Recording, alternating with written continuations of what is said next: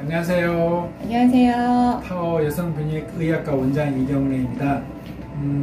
오늘은 구해조 방광 시연을 할게요. 그러니까 말씀드린 것처럼 저희들 진료실에서 또는 외래에서 유튜브 댓글 남겨주신 분들 중에서 궁금해하시는 내용들을 질의응답하는 시간으로 하도록 하겠습니다.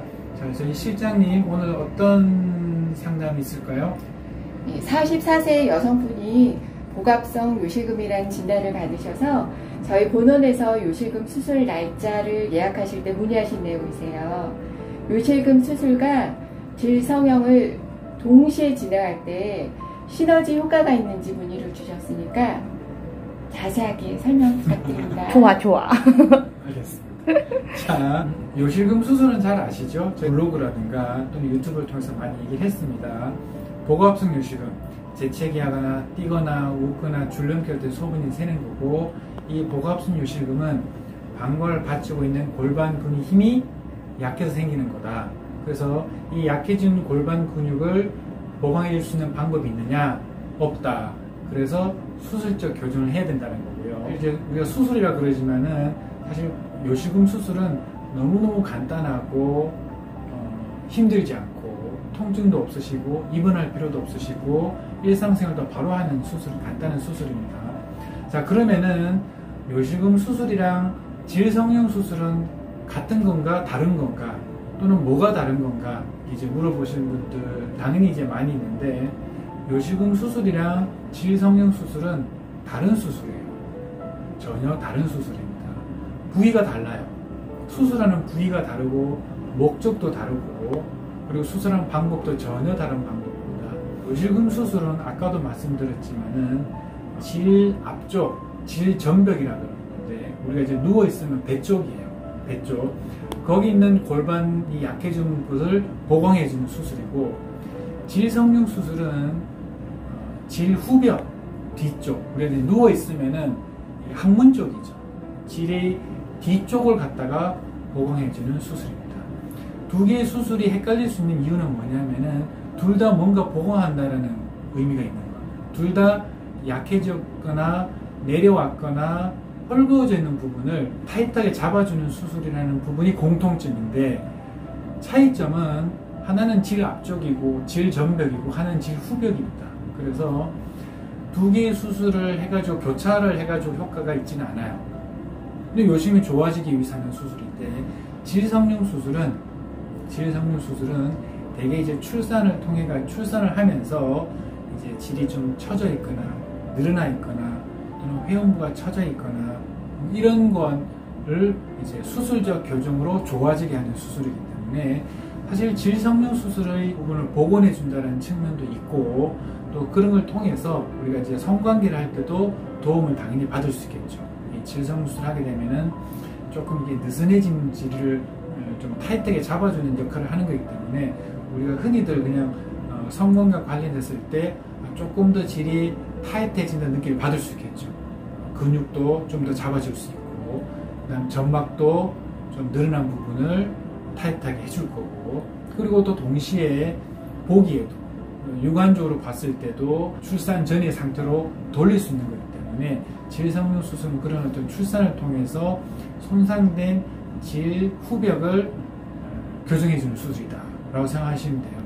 물론 옛날에 지금처럼 요실금 수술이 되게 보편화되기 전에 요실금 증상 있는 분들한테 질성형 수술을 하는 경우도 꽤 있었습니다. 질성형 수술을 하게 되면은 어느 정도 요실금 증상을 좀 보완해 주거나 좀 개선시켜 주는 효과들이 좀 있기는 해요. 그래서 요실금 수술이 어떤 대용으로 했던 적이 있는데, 그때는 이제 지금의 요실금 수술이 나오기 전, 그리고 약간의 보완적 효과는 있겠지만은 근본 요실금이 교정이 되질 않습니다.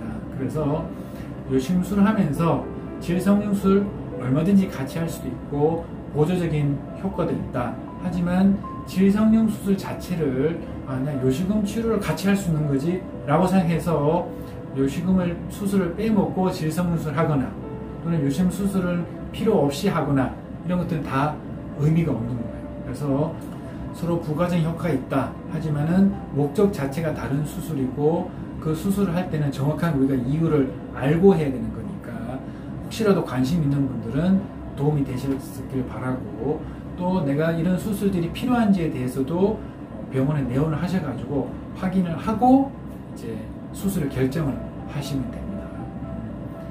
또 뭐 궁금한 건 없으시죠? 혹시 밑이 빠졌다고 생각하는 거는 이 질성형하고도 관련이 있는 걸까요? 밑이 빠졌다. 환자분들이 보통 오셔서 많이 설명. 네. 자, 우리가 옛날에 할머니들이 또 나이 드신 분들 밑이 빠졌다고 얘기하는 분들이 있거든요. 네. 실제로 내가 질적으로 이렇게 손을 만져봤을 때 이게 밑이 빠져나오는 경우 되게 많이 있습니다. 여성 골반 탈출증이라고 보통 얘기하는데 이 밑이 다 있어요. 자, 방광이 빠지는 경우도 있고요.